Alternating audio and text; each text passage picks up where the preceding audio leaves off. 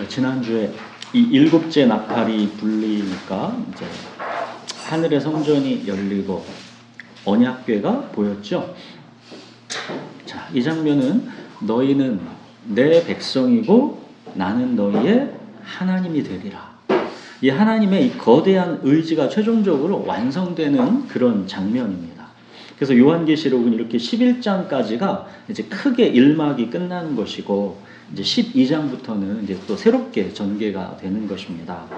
자, 지난주 11장에 이 최후의 심판 때 이 땅을 망하게 하는 자들을 심판하신다 했는데, 그 땅을 망하게 하는 자들이 누구인지, 또 우리가 앞에서 보았던 이 세상의 전쟁과 고통, 또 우리 성도의 이 박해와 고난들이 왜 일어나는지, 그 영적 배후를 이제 12장부터 쭉 심층적으로 설명해 주는 것입니다. 자, 에베소서 6장에 그러죠. 우리의 씨름은 혈과 육을 상대하는 것이 아니요 통치자들과 권세들과 이 어둠의 세상 주관자들과 하늘에 있는 악의 영들을 상대함이라. 이제 12장부터는 이 악의 영들, 그리고 통치자와 권세들, 이런 것들을 쭉 설명해 주는 것입니다. 자, 예수님을 믿는데 왜 우리 삶에는 여전히 고난이 있는지, 신앙생활을 열심히 해도 왜 풀리지 않는 우리 삶의 문제들이 있는지, 신앙생활의 더 깊고 핵심적인 측면이 이제 12장부터 나오게 되는 것입니다. 자, 우리 본문을 같이 읽겠습니다. 12장 1절부터 우리 6절까지 번갈아 읽겠습니다. 하늘에 큰 이적이 보이니 해를 옷 입은 한 여자가 있는데 그 발 아래에는 달이 있고 그 머리에는 12별의 관을 썼더라. 이 여자가 아이를 베어 해산하게 되매 아파서 애를 쓰며 부르짖더라. 하늘에 또 다른 이적이 보이니 보라, 한 큰 붉은 용이 있어 머리가 7이요 뿔이 10이라. 그 여러 머리에 7 왕관이 있는데 그 꼬리가 하늘의 별 3분의 1을 끌어다가 땅에 던지더라. 용이 해산하려 하는 여자 앞에서 그가 해산하면 그 아이를 삼키고자 하더니, 여자가 아들을 낳으니 이는 장차 철장으로 만국을 다스릴 남자라. 그 아이를 하나님 앞과 그 보좌 앞으로 올려가더라. 그 여자가 광야로 도망하매 거기서 1260일 동안 그를 양육하기 위하여 하나님께서 예비하신 곳이 있더라. 네, 오늘 본문에는 이 세 가지 이 등장인물이 있죠. 여자, 아이, 이 붉은 용입니다. 자, 1절 보시면 한 여자가 있는데 이 해를 옷 입었고, 이 태양을 옷 입었고, 그 발 아래는 달이 있고, 그 머리에는 12별의 관을 썼습니다. 그러니까 12별은 구약의 12지파이고 신약의 12사도이지요. 즉 하나님의 백성을 상징하는 겁니다. 그러니까 영광스럽게 해를 옷 입은 이 여자는, 그러니까 구약과 신약을 다 아우르는 이 하나님의 백성 전체, 즉 교회입니다. 자, 2절, 이 여자가 이제 아이를 베어 해산하게 되매 아파서 애를 쓰며 부르짖고 있습니다. 자, 아이는 누구겠습니까? 당연히 예수 그리스도이시죠. 그러니까 하나님의 백성, 교회가 예수님을 잉태하고 해산하기까지 아파서 애를 쓰며 부르짖고 있다는 겁니다. 그러니까 구약의 이스라엘, 즉 구약의 이 교회에서 다윗의 자손으로 예수 그리스도가 오시기까지 이 구약의 역사는 아파서 애를 쓰며 부르짖는 고통과 고난의 역사였죠. 자, 이제 3절 보시면 한 큰 붉은 용이 등장합니다. 머리가 7이고 뿔이 10이고 그 머리마다 왕관을 쓰고 있습니다. 4절 보시면 그 용이 이제 해산하려는 여자 앞에서 그가 해산하면 그 아이를 이제 삼키려고 하고 있습니다. 이 붉은 용은 누구겠습니까? 이거 9절에서 아예 알려주죠. 9절 우리가 읽지 않았지만 보십시오. 옛뱀 곧 마귀라고도 하고 사탄이라고도 하며 온 천하를 꿰는 자라. 그러니까 붉은 용은 우는 사자처럼 삼킬 자를 찾는 이 악한 영 사탄이요 마귀입니다. 여러분, 우리는 이 마귀, 이 사탄의 존재, 이 악한 영의 존재를 너무 신경 쓰지 않고 살아가는 경향이 있습니다. 우리가 보이지 않는 성령을 믿고 있는 우리가 이 악한 영에 대해서는 그냥 무지한 경우가 많죠. 우리의 씨름은 혈과 육을 상대하는 것이 아닙니다. 이 땅에 깊게 영향력을 펼치고 있는 악한 영들을 상대하는 겁니다. 우리가 인간 관계 속에서 막 지지고 볶고 하면서 막 피 튀기고 전쟁을 하는 것 같지만 그 깊은 영향력 속에서는 이 악의 영들이 이 전체를 주관하고 있다는 것이죠. 이 악의 영, 이 마귀, 사탄이 우리 삶의 이 영적 배후에 분명하게 존재하고 있다는 것을 잊으면 안 됩니다. 우는 사자처럼 삼킬 자를 항상 찾고 있는 것입니다. 자, 4절 보시면 이 옛 뱀 사탄이 아기 예수님을 삼키려고 하고 있습니다. 이 전쟁은 이미 창세기 3장 15절부터 시작된 거죠. 아담의 선악과 사건 이후에 하나님께서 아담을 꿰어낸 이 뱀한테 하나님께서 이렇게 말씀하시죠. 창세기 3장 15절 한번 보시겠어요?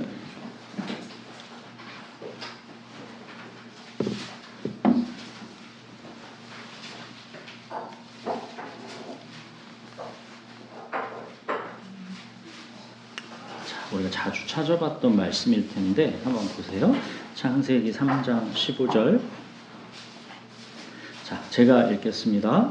내가 너로 여자와 원수가 되게 하고 내 후손도 여자의 후손과 원수가 되게 하리니 여자의 후손은 내 머리를 상하게 할 것이요 너는 그의 발꿈치를 상하게 할 것이니라.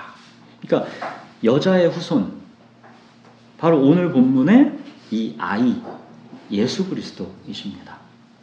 자, 사탄은 계속해서 역사 속에서 이 아이가 등장하지 못하도록 죽이려고 했습니다.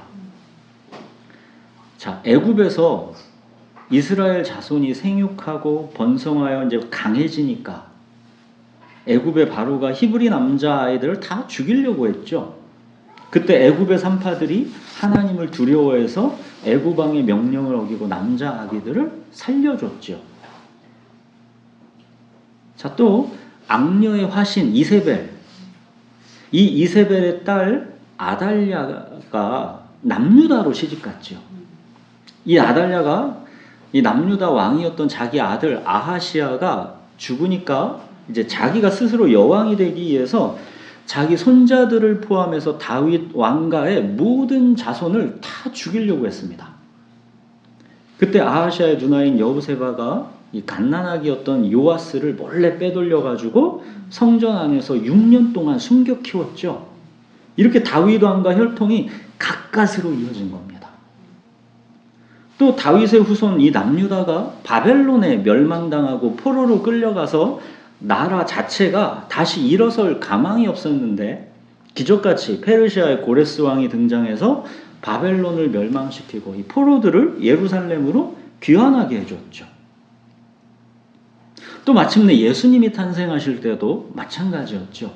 헤롯은 자기 왕권이 흔들릴 것을 두려워해서 이 유대인의 왕이 태어났다라는 이 동방박사의 말을 듣고 베들레헴의 남자아이들 다 학살했죠. 근데 그때는 이미 동방박사들이 헤롯을 이렇게 찾아서 들리지 않고 갔기 때문에 예수님이 다른 곳으로 이미 피신하고 난 뒤였습니다. 자, 보십시오. 예수 그리스도께서 이 다윗의 혈통으로 이 땅에 오시기까지가 이렇게 험난했습니다. 사탄이 계속 죽이려고 했던 겁니다. 자, 그러나 결국 예수 그리스도가 이 땅에 오셨지요. 5절 보십시오.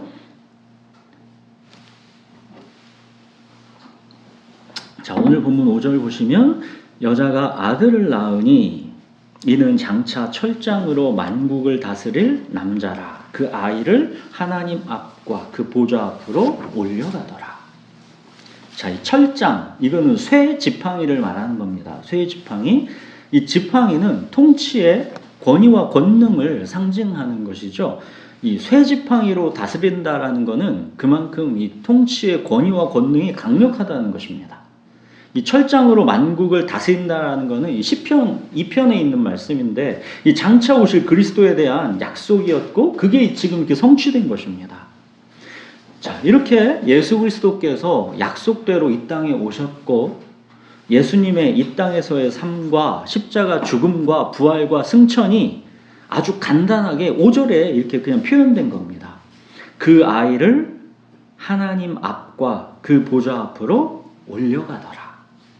자, 이 짧은 문장 안에 예수님의 모든 삶과 고난과 죽음과 부활과 승천까지가 다 포함되어 있는 것입니다.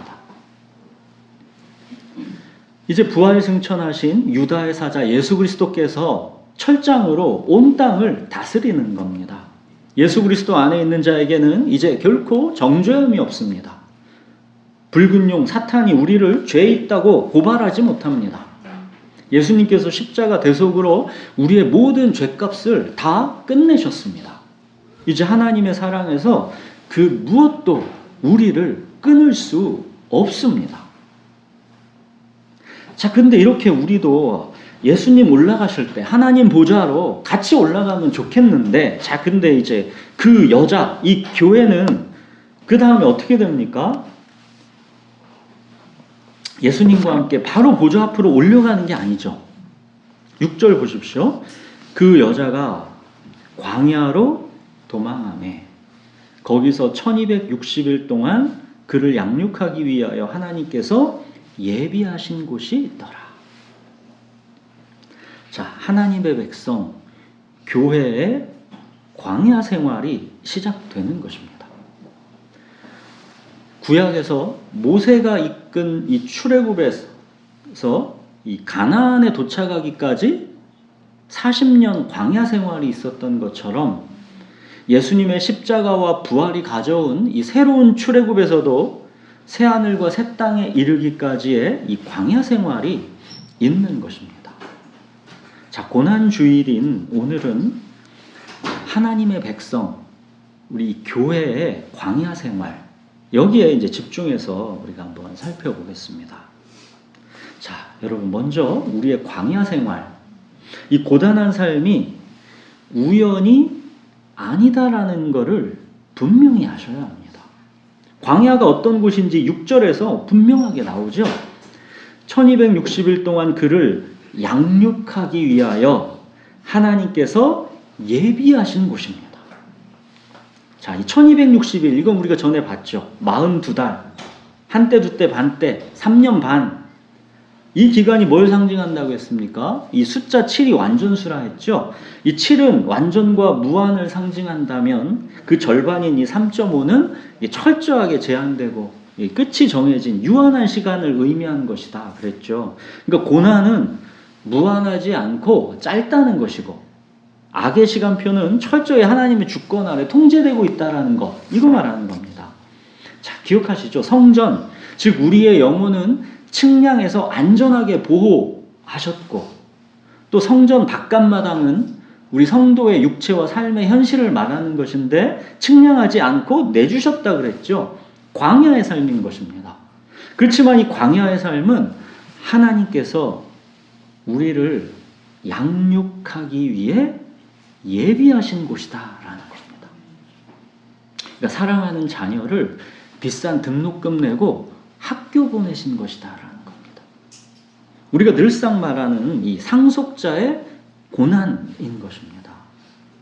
여러분, 세상은 화려하고 큰 성, 이 바벨탑의 문화, 이 도시 문화를 갈망하지요. 그러나 하나님은 당신의 백성, 이 교회를 그 큰 성에서 나오라 하시고 이 광야의 학교로 보내시는 겁니다.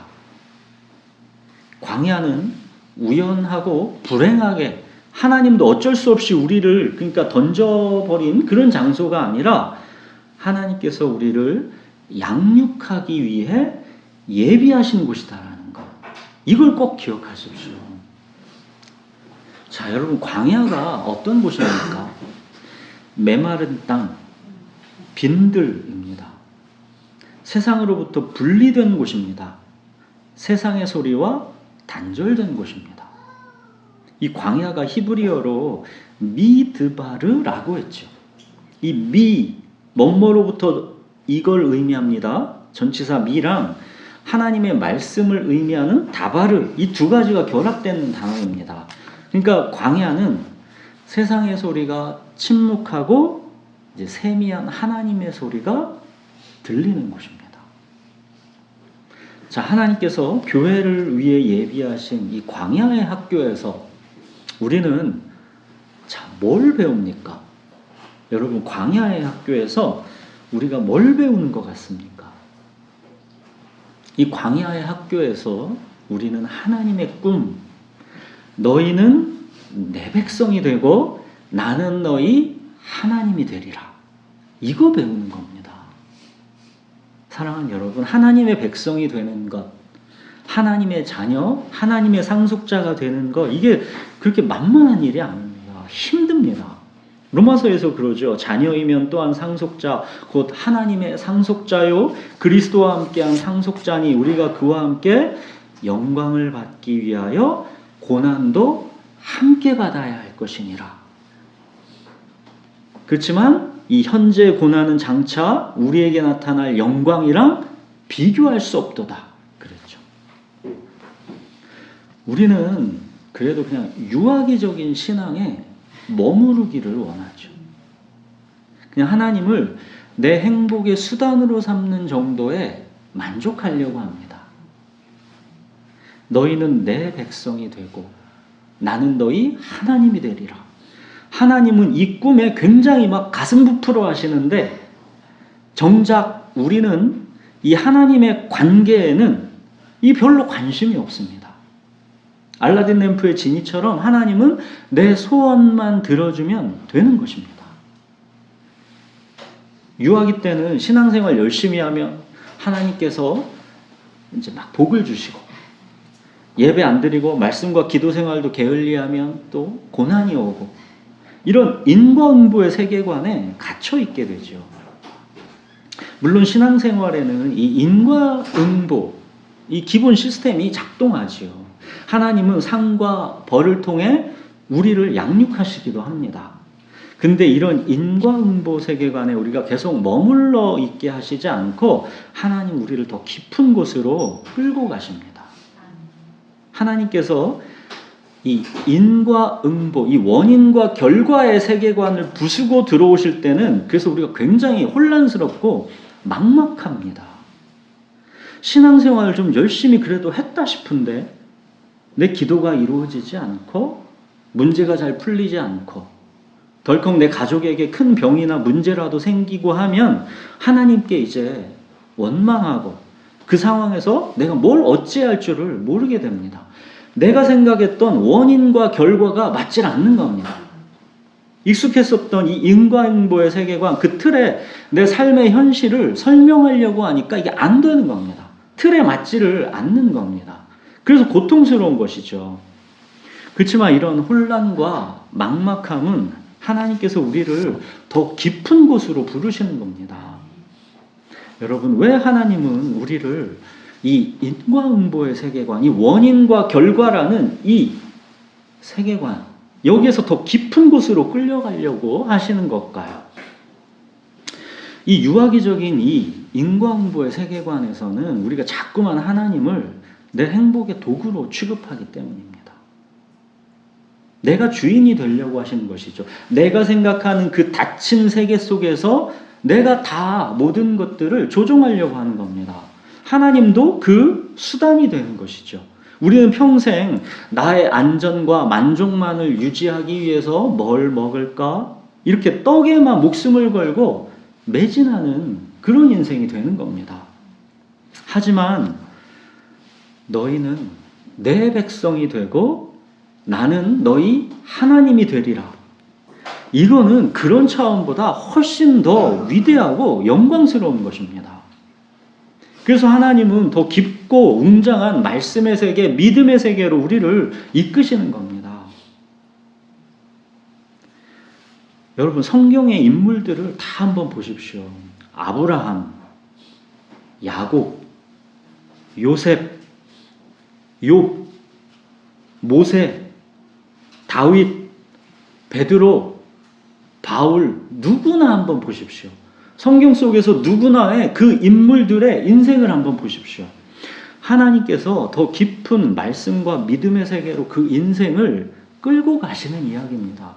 그들이 닫혀있던 세계 원인과 결과 속에서 살아갔던 그 인생을 끄집어내서 그걸 초월하는 인생 속으로 끌고 가시는 이야기입니다.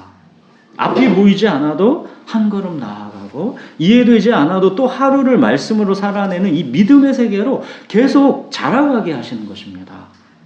이걸 배우기 위해 하나님께서 예비하신 곳, 그곳이 광야입니다. 광야에서 우리는 힘들고 아픕니다. 굉장히 혼란스럽습니다. 내가 부족하기는 하지만 하나님께 순종하려고 애쓰고 살아왔는데 왜 내게 이런 고난이 오는가? 물론 내가 잘못한 게 있긴 하지만 그래도 이런 고통의 현실은 내 잘못에 비해서 너무 과도한 거 아닌가? 나보다 잘못하는 사람들도 저렇게 평탄하게 잘 사는데 예수 믿는 삶이 이렇게 고단할 바에야 세상이랑 다를 게 뭔가? 하나님은 진짜 과연 계시는 게 맞는가?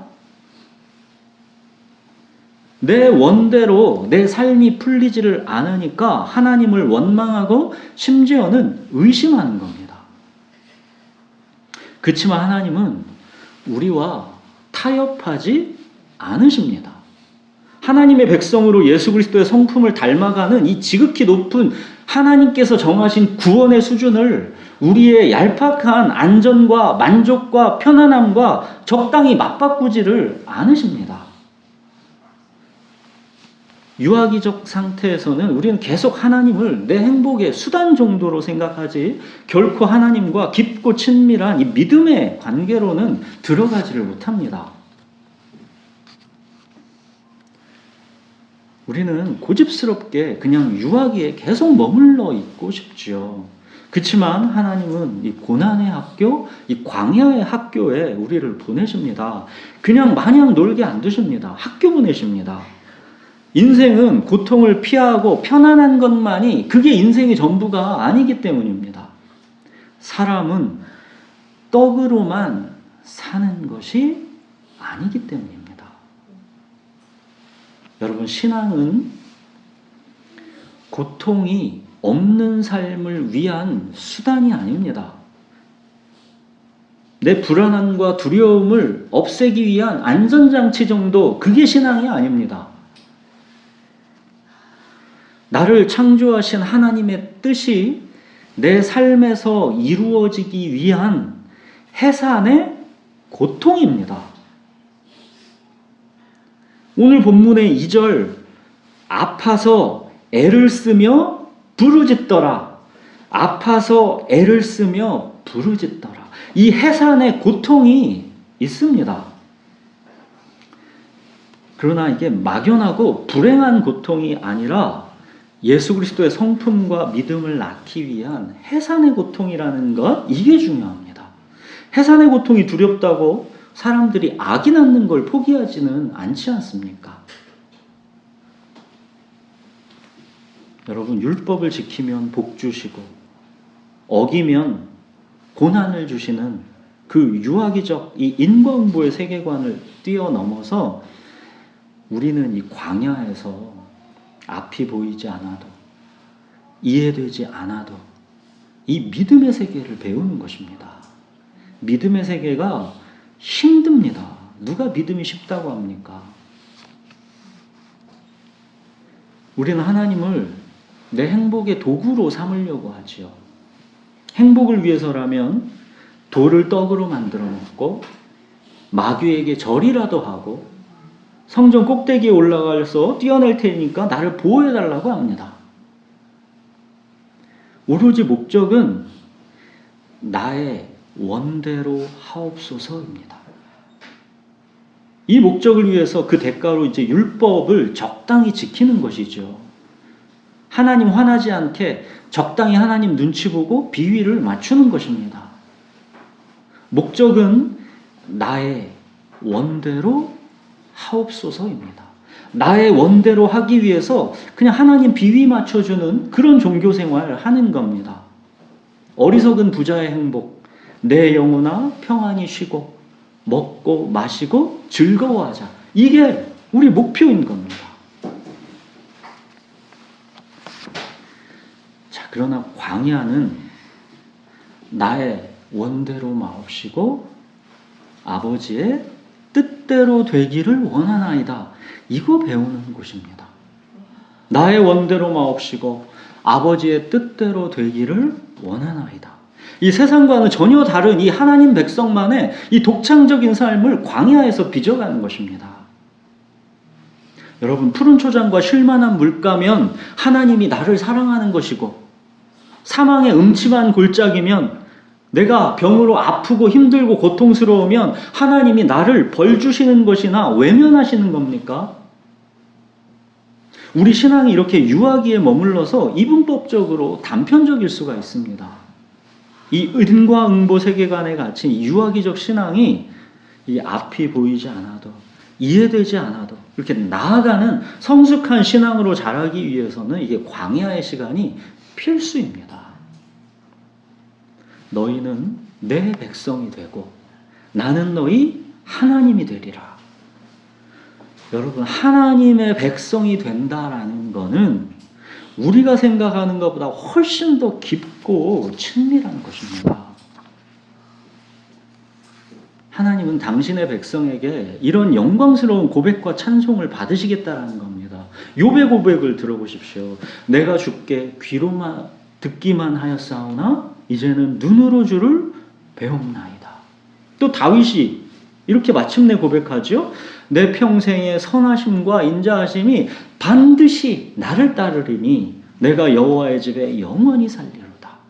여러분, 욥도 다윗도 지금 삶에 아무 고난이 없고 만사형통하기 때문에 이런 말을 지금 하고 있는 겁니까? 그게 아니죠. 그들의 삶에는 푸른 초장과 쉴만한 물가도 물론 있었지만 사망의 음침한 골짜기, 이 깊고 어두운 광야의 시간이 있었죠. 그렇지만 이 광야를 지나면서 너희는 내 백성이 되고 나는 너희 하나님이 되리라. 이게 얼마나 영광스러운 약속인지를 배우게 된 겁니다. 인과 응보를 넘어서는 겁니다. 원인과 결과, 이 닫힌 세계관을 넘어가는 겁니다. 죄와 벌, 이거 넘어가는 겁니다.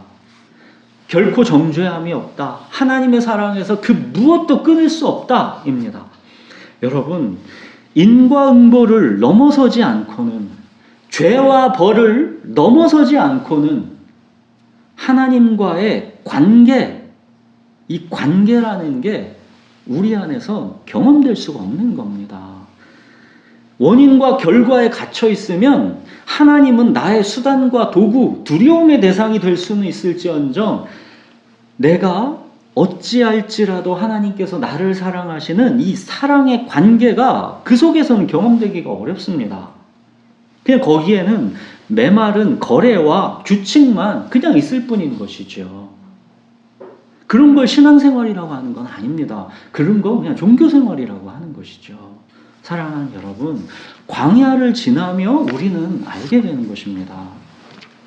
푸른 초장과 쉴만한 물가이든 사망의 음침한 골짜기이든 또 골리앗을 물리치던 그 승리의 날이든 아니면 밧세바를 범하고 우리아를 죽인 이 죄책감에 뼈가 녹아내리는 그 날이든 이 모든 여정의 본질은 내 평생의 선하심과 인자하심이 반드시 나를 따르리니 이 주님과의 함께함이라는 것, 우리의 모든 여정 속에 주님이 나와 함께 계시다라는 것, 이거를 광야를 지나면서 배우는 것입니다. 이때 고백하는 여호와는 나의 목자시니 내게 부족함이 없으리로다. 이거는 이전과는 전혀 다른 새 노래가 되는 것입니다. 정말로 이제 귀로만 듣던 하나님을 눈으로 보게 되는 겁니다. 자, 이 영광스러운 배움이 있는 곳, 그곳이 하나님께서 우리를 양육하기 위해 예비하신 곳, 광야입니다. 너희는 내 백성이 되고 나는 너희 하나님이 되리라. 하나님은 이 약속을 우리 삶에서 이루어 가시기 위해 결코 하나님의 일하심을 포기하지 않으실 겁니다. 이사야 선지자는 이거를 뭐라고 했습니까? 여호와의 열심. 이걸 여호와의 열심이다 그랬죠. 사랑하는 여러분, 하나님은 고집과 열심이 대단하신 분입니다. 그 고집세던 야곱도 하나님의 고집은 꺾지 못했습니다. 씨름하다가 자기 환도뼈가 부러졌죠. 그래서 평생 지팡이를 의지하고 살지 않습니까? 이게 하나님의 열심이지요. 하나님의 고집입니다. 포기하지 않는다는 겁니다. 너희는 내 백성이고 나는 너희 하나님이 되리라. 하나님은 이 꿈을 결코 포기하지 않으신다는 겁니다. 자기 독생자 예수 그리스도를 십자가에 내어주신 분이고 그 아들이 이 잔을 피하게 해달라 하는데도 어찌하여 나를 버리셨나이까 하는데도 끝까지 그 고집을 꺾지 않고 침묵하신 분이 하나님입니다. 너희는 내 백성이 되고 나는 너희의 하나님이 되리라. 이 약속 지키시려고 하나님은 그렇게까지 하신 겁니다. 그러니까 대충 하나님을 내 행복의 도구로 삼아가지고 적당히 만족하려는 기대는 포기하십시오. 그럴 일 없습니다. 어리석은 부자의 행복, 내 영혼아 평안히 쉬고 먹고 마시고 즐거워하자, 이런 목표는 애시당초 포기하십시오. 하나님의 백성은 그렇게 안 됩니다. 괜한 고집 부리면서 인생 낭비하지 마시고 하나님께서 우리를 양육하시기 위해 예비하신 이 광야의 학교에서 수업을 착실하게 잘 받으십시오. 광야를 지나면서 그동안에 이제 나의 원대로 하옵소서, 이거에서 이제는 나의 원대로 마옵시고 아버지의 뜻대로 되기를 원하나이다. 점점 이제 이 목표를 향해 우리가 나아가는 것이죠. 얼마 전 영화 신의 악단으로 유명해진 찬양이 있죠. 광야를 지나며, 그 가사 읽어드리고 마치겠습니다. 왜 나를 깊은 어둠 속에 홀로 두시는지, 어두운 밤은 왜 그리 길었는지, 나를 고독하게, 나를 낮아지게, 세상 어디도 기댈 곳이 없게 하셨네. 광야에 서 있네. 주님만 내 도움 되시고, 주님만 내 빛이 되시는, 주님만 내 친구 되시는 광야. 주님 손 놓고는 단 하루도 살 수 없는 곳, 광야에 서 있네. 주께서 나를 사용하시려, 나를 더 정결케 하시려, 나를 택하여 보내신 그곳 광야. 성령이 내 영을 다시 태어나게 하는 곳, 광야에 서 있네. 내 자아가 산산이 깨지고 높아지려 했던 내 꿈도 주님 앞에 내려놓고 오직 주님 뜻만 이루어지기를, 나를 통해 주님만 드러나시기를, 광야를 지나며. 우리 기도하겠습니다.